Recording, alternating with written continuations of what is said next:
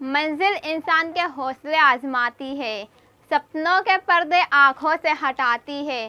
किसी भी परेशानी में, किसी भी मुश्किल में हिम्मत ना हारना, क्योंकि ठोकर ही तो हमें चलना सिखाती है। हेलो एवरीवन, मैं खुशबू और आप देख रहे हैं आपका अपना यूट्यूब चैनल एजुकेशन टेक फिलो। तो आज की वीडियो में हम डिस्कस करेंगे भारत के प्राचीन भारत का इतिहास का जो हमारा सबसे पहला टॉपिक है वो है पाषाण काल। अब पाषाण काल के बारे में ही हम इस पूरी वीडियो में डिस्कस करने वाले हैं कि पाषाण काल क्या है, इसकी क्या क्या विशेषताएं थी, इस टाइम पे मानव किस तरह से अपना जीवन यापन करता था। तो चलिए शुरू करते हैं आज की वीडियो और जानते हैं पाषाण काल के बारे में। तो पाषाण काल को 3 पार्ट्स में डिवाइड किया गया है। अब वो 3 पार्ट्स क्या क्या है मैं आपको बता देती हूँ। सबसे पहला पार्ट जो है हमारा पूरा पाषाण काल। अब पूरा पाषाण काल में सबसे पुराना जो काल है पाषाण काल का, उसे पूरा पाषाण काल कहा जाता है। देन पूरा पाषाण काल के बाद आता है हमारा मध्य पाषाण काल। मध्य मतलब कि बीच का काल। तो पाषाण काल के जो बीच का काल है उसे मध्य पाषाण काल कहा जाता है। उसके बाद आता है नव पाषाण काल, जो कि हमारा लास्ट था पाषाण काल का पार्ट। अब इन तीनों कैटेगरी में पाषाण काल को डिवाइड किया गया है। तो हम यही जानेंगे कि ये तीनों जो पार्ट हैं इनकी क्या क्या अपनी अलग विशेषताएं हैं, इनमें किस तरह से मानव में चेंजेस आए कि पूरा पाषाण काल में किस तरह से मनुष्य रहता था, फिर मध्य पाषाण काल में क्या परिवर्तन आया, फिर उसके बाद नव पाषाण काल में क्या परिवर्तन आया। तो सबसे पहले हम आज डिस्कस करेंगे पूरा पाषाण काल के बारे में। तो इसमें सबसे पहले मनुष्य अधिक दिनों तक रहा है। सबसे ज़्यादा बड़ा जो टाइम पीरियड है वो पूरा पाषाण काल का ही है। इसी में मनुष्य सबसे ज़्यादा दिनों तक रहा है। और उसके बाद पत्थरों का प्रयोग, आप जानते हैं कि पाषाण का मतलब ही होता है पत्थर। तो इस काल में पत्थरों का ही उपयोग होता था, और कोई धातु नहीं थी और कोई वस्तु ऐसी नहीं थी जिसका प्रयोग किया जा सके। तो मनुष्य ने पत्थरों का प्रयोग करना प्रारंभ कर दिया था। अब पत्थरों का प्रयोग बहुत ज़्यादा मात्रा में होता था, इसलिए इस काल को पाषाण काल की संज्ञा दी गई है। उसके बाद मनुष्य खेती नहीं करता था। पूरा पाषाण काल जो था इस टाइम पे मनुष्य खेती नहीं करता था, बल्कि अपना जो जीवन यापन था, अपना खाना पीना और जानवरों के द्वारा ही फल पौधे वगैरह जो जंगली पौधे खुद उग जाते हैं उनके द्वारा, जैसे कि कच्चा मांस खाना, कोई पकाने का कोई साधन नहीं था उस वक्त, तो कच्चा मांस खाना, पेड़ पौधे, जंगली पेड़ पौधे ऐसे ही कुछ भी खा लेना, इसी तरह से मनुष्य अपना जीवन यापन करता था। उसके बाद गुफाओं में रहना, कोई घर नहीं हुआ करते थे, गुफाएं बनाकर मनुष्य रहता था। गुफाएं भी खुद नहीं बनाते थे। आप जानते हैं गुफाएं से कि कहीं पे होल मिल गया बना हुआ, वहीं पे रहने लगा मनुष्य। इसी तरह से मनुष्य गुफाओं में रहता था। आग की खोज, अब जब पूरा पाषाण काल का बहुत टाइम पीरियड बीत गया तो उसके बाद मनुष्य ने आग की खोज की। आग की खोज के लिए आपने बहुत सारी कहानियां भी सुनी होंगी, जैसे कि पत्थरों को आपस में पीट रहे थे, तभी एक चिंगारी निकल आई, वो चिंगारी कहीं पे गिर गई, इसके कारण आग लग गई। इसी तरह से बहुत सारी कहानियां बनाई गई हैं कि आग की खोज किस तरह से हुई। तब हमें उन कहानियों पर अभी कोई ध्यान नहीं देना है, बल्कि सिर्फ ये पढ़ना है कि आग की खोज हुई थी।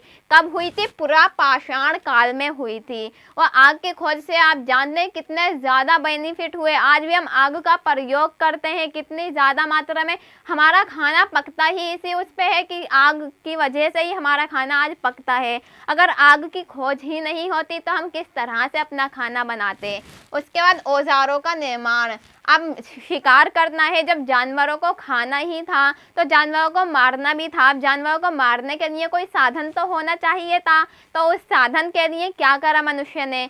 पत्थरों से औजारों का निर्माण किया। पत्थरों से जब औजार बनाए तो उन औजारों को शिकार करने के लिए इस्तेमाल किया। अब शिकार करना, मनुष्य शिकार करने लगा था किस लिए? ताकि अपना भोजन प्राप्त कर सके। जब आग की खोज हो गई तो उसी शिकार को मीन्स जो भी वो जानवर का शिकार किया होता था उस जानवर को पकाकर खाया जाने लगा। उसके बाद चित्रकारी, इस टाइम पीरियड में मनुष्य चित्रकारी भी करता था। जो गुफाएं मिली हैं, गुफाओं के जो सबूत मिले हैं, उन गुफाओं में चित्रकारियां भी मिली है कि चित्रकारी की गई थी, आर्ट बनाई गई थी, अलग अलग तरह से कुछ डिजाइन बनाया गया था। कहीं पे जैसे कि कोई पत्थर का इस तरह से नमूना बना हुआ है, या फिर कोई जानवर का चित्र बना हुआ है। तो इसी तरह से कई चित्रकारियां भी मिली हैं।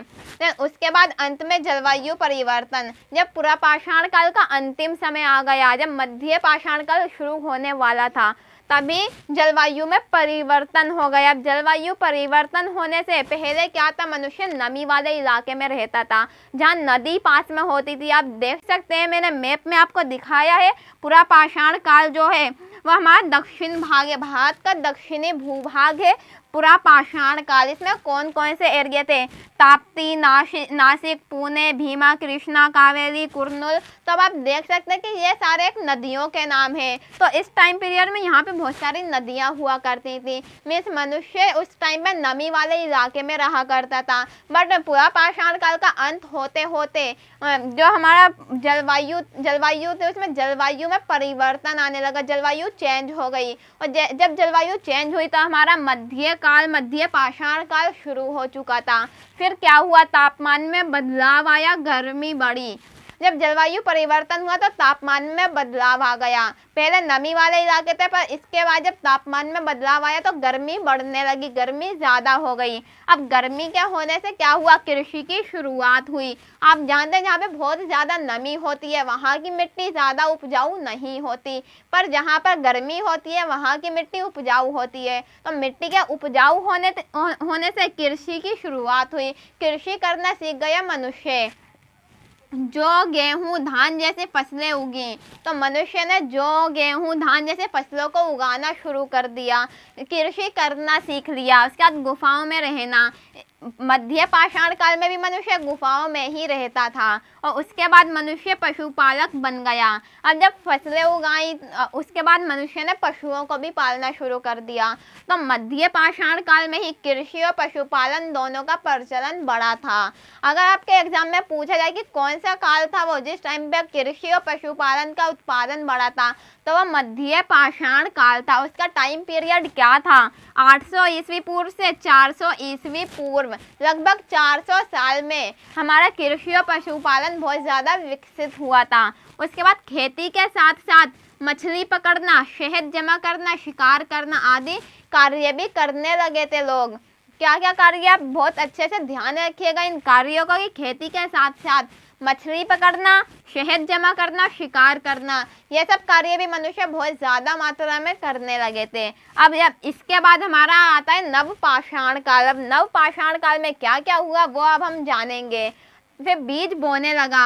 आप जान देंगे अब खेती हुई तो खेती को फिर से दोबारा से, अब खेती एक ही बार तो नहीं होगी ना, खेती को हमें जब ये वाली फसल कट जाएगी देना हमें दोबारा से नई फसल उगानी पड़ेगी। तो मनुष्य को ये पता चल गया था कि एक बीज से ही वनस्पति बनती है, मीन्स एक बीज से ही एक पौधा उगता है। तो मनुष्य बीज बोना सीख गया था, जिसके बाद मनुष्य बीज बोने लगा। उसके बाद मनुष्य ने सोचा कि इस बीज को बड़ा करने के लिए, बीज को पौधे के रूप में परिवर्तित करने के लिए उसे पानी देना भी ज़रूरी है। अब पानी देने के लिए क्या हुआ, सिंचाई करने लगा। फिर मनुष्य सिंचाई करना भी सीख गया। खाना पकाना व भंडारण करना। आप जानते हैं हमारा पूरा पाषाण काल में आग की खोज हुई थी, तो आग की खोज के कारण मनुष्य खाना पकाने लगा था, खाना पकाकर खाने लगा था। और खाना खाता था उसको जमा भी करने लगा था, ताकि कभी ऐसा वक्त आए कि हमें कोई शिकार ना मिले तो जो हमने खाना जमा करके रख रखा है हम उसे खा लें। तो खाना पकाना, भंडारण करना नव पाषाण काल में शुरू किया था मनुष्य ने। उसके बाद एक स्थान पर रहना। जब मनुष्य कृषि करेगा, कृषि आप जानते हैं अलग अलग जगह पर नहीं हो सकती, एक जगह पर हमें कम से कम कुछ टाइम पीरियड के लिए रहना पड़ेगा, जैसे कि 3 महीने 6 महीने। तो इतने टाइम पीरियड के लिए हमें एक स्थान पर रहना पड़ेगा, तभी हम कृषि कर सकते हैं। तो इसी तरह से मनुष्य ने एक स्थायी जगह पर, एक फिक्स जगह पर रहना शुरू कर दिया था। तो अब जब एक फिक्स जगह पर, एक फिक्स स्थान पर रहेगा तो क्या होगा, इंसान को घर में रहने पड़ेगा, क्योंकि जहाँ कृषि होगी वहाँ पे खेत होंगे, गुफा तो वहाँ होगी ही नहीं। तो इसलिए मनुष्य घरों में रहने लगा था। फिर जनजाति का उद्भव।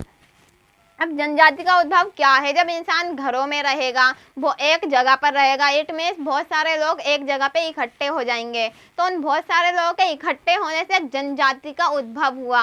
जनजाति में जहाँ पे बहुत सारे लोग रहते हों, तो जनजाति का उद्भव हुआ नव पाषाण काल में। उसके बाद पूजा करना, मनुष्य पूजा करना भी सीख गया था। पूजा जब देवी देवता तो होते ही नहीं थे, तो जैसे कि पानी, सूर्य, पेड़ पौधे, इन सब की पूजा करना, वनस्पति की पूजा करना मनुष्य सीख गया था। तो मनुष्य पूजा भी करने लगा था कब, कौन सा टाइम पीरियड में? नवपाषाण काल में। उसके बाद मिट्टी के बर्तन बनाना, मनुष्य मिट्टी के बर्तन भी बनाने लगा था नवपाषाण काल में। नवपाषाण काल का टाइम पीरियड क्या है हमारा? 400 ईस्वी पूर्व से 250 ईस्वी पूर्व तक हमारा नवपाषाण काल का टाइम पीरियड है। अब हम एक बार जान लेते हैं कि नवपाषाण काल के कौन कौन से जगह थी, कौन कौन से स्थान है नवपाषाण काल के। ये आपको दिख रहे हैं ब्लैक ब्लैक डॉट वाले, ये सारे नवपाषाण के क्षेत्र हैं। जैसे कि बुर्ज़होम जो कि ये कश्मीर के साइड स्थित है, और ये कोल्डी हवा, चिरांद, दाओजली, हैंडिंग, मेहरगढ़ और पेयमपल्ली, ये सब जो है हमारे नवपाषाण काल के क्षेत्र हैं कि नवपाषाण काल में मनुष्य इन क्षेत्रों में रहा करता था। अब आप सोच रहे होंगे कि मध्य पाषाण काल के क्षेत्र कहाँ गए, तो इन्हीं क्षेत्रों में ही मध्य पाषाण काल के क्षेत्र हैं, क्योंकि कोई कहीं पे चेंजेस आए, कहीं पे नहीं आए, कहीं पे मनुष्य ने परिवर्तन किया अपने स्थान का, कहीं पे नहीं। तो इसी तरह से ये एरिया जो है पुरापाषाण काल में मनुष्य दक्षिण भारत में रहा करता था और नवपाषाण काल में अलग अलग स्थानों पर रहा करता था। सो आई होप कि आपका पाषाण काल जो टॉपिक है बिल्कुल क्लियर हो गया होगा। क्या क्या विशेषताएं हैं मनुष्य में, किस किस तरह से चेंजेस आए और किस किस तरह से नई नई खोजें हुई, ये आपको बहुत अच्छे से पता चल गया होगा।